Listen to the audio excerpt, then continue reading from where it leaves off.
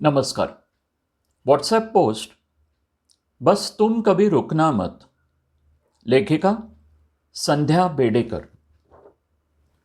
आज आजी उदास आहेत. हे आजोबांच्या लक्षात आलं. काय झालं ग?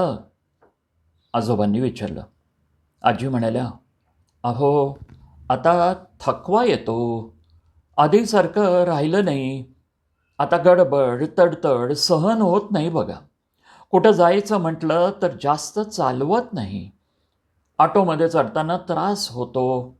कधी कधी भाजीत मीठ टाकायला विसरते, तर कधी जास्त होतो.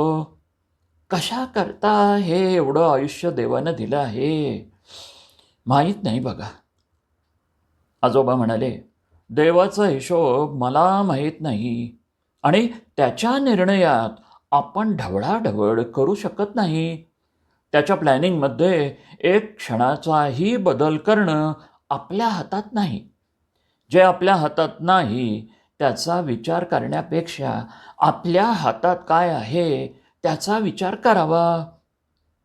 अगं, वयानुसार हे सर्व होणारच. आधीचे दिवस आठव ना, किती काम करायचीस. पूर्ण घर तू खूप छान सांभाळलंस बघ. मला कशाचीही काळजी नव्हतीच कधी. आता वयोमानाप्रमाणे हे सर्व होणारच. पण पण त्यातूनच मार्ग काढायचं असतं ना. आलेला दिवस आनंदात काढणं आपल्या हातात आहे. जीवनाच्या प्रत्येक फेजमध्ये थोडे शारीरिक बदल होतातच ग. थोडे थोडे आपल्याला करायचे असतात. आपली लाईफस्टाईल रिऑर्गनाईज करायची. म्हणजे आयुष्याची घडी परिस्थितीप्रमाणे बदलायची असते. कळलं का? आजोबा पुढे म्हणाले, चल आज ना संध्याकाळी बाहेर जाऊया आपण. छान ती कुठची ती बघ नारंगी साडी नेस. बाहेरच जेवू. आजोबा संध्याकाळी आजींना घेऊन बाहेर पडले आणि जवळच असलेल्या बसस्टॉपवर जाऊन बसले. दोघे बराच वेळ तिथेच गप्पा मारत बसले.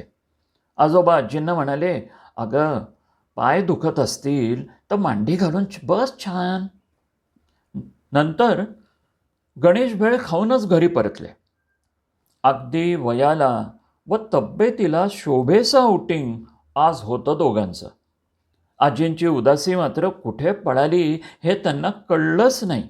अगदी रिफ्रेश झाल्या.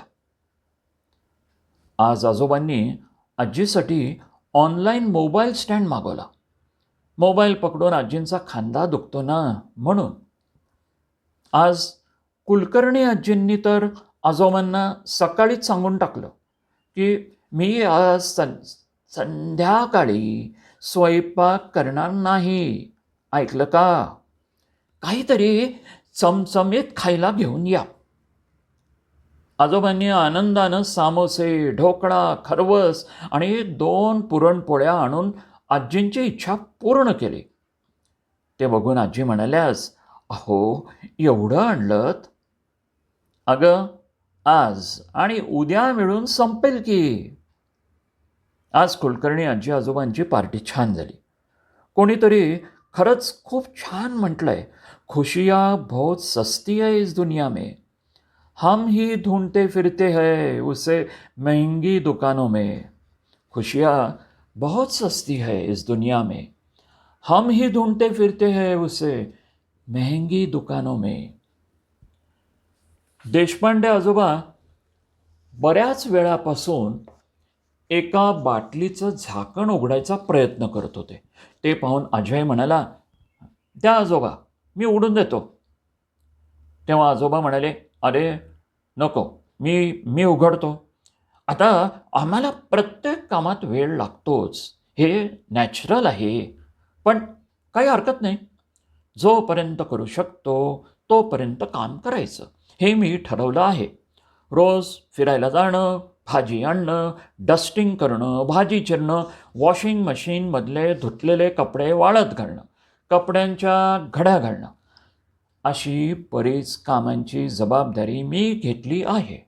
तुझ्या आजीला पण मदत होते आणि माझा वेळ जातो. Something new and different. I am enjoying it and I feel good. तो तुमचा ॲक्टर आहे ना, अक्षय कुमार, त्याने एका ॲडव्हर्टाइजमेंटमध्ये म्हटलं आहे, बस तुम कभी रुकना मत. अक्षय कुमारनं म्हटलेलं हे वाक्य मला खूप आवडलं. एक छोटंसं वाक्य, मोजक्या शब्दात पण किती अर्थपूर्ण. जेवढ्यांदा वाचावं तेवढाच त्याचा अर्थ परत दर परत उलगडत जातो. एक छोटासा उपदेश जीवनाला वेगळ्याच दिशेनं वाटचाल करायची स्फूर्ती देतो, विचारात परिवर्तन आणतं. तो म्हणतो, कधी थांबू नका, चालत राहा, म्हणजेच ॲक्टिव्ह राहा, मनानं आणि शरीरानं. वाहतं पाणी बघताना एक वेगळीच ऊर्जा निर्माण होते. धारा म्हणजे पुढे पुढे जाणारी, वाहणारी. तेच जमलेलं पाणी म्हणजे अनेक रोगांचा उद्गम. म्हणून पाण्याला जमू देत नाही आपण. जमलेल्या पाण्यात मच्छर किडे पडतात, पाण्याला वास येतो, डेंग्यू पसरतो. आयुष्याचं पण तसंच आहे.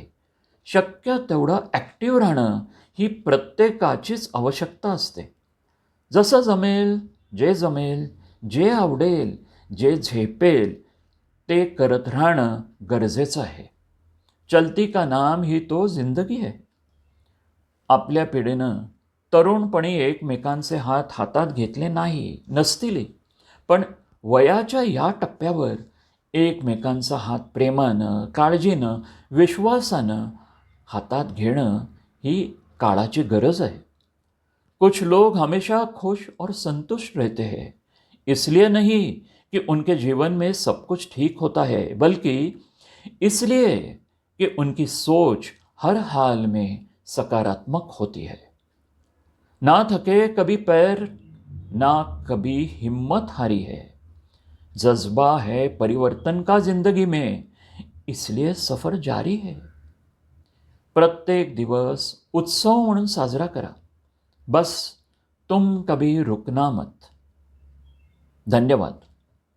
लेखिका संध्या बेडेकर. वाचन संजय इनामदार.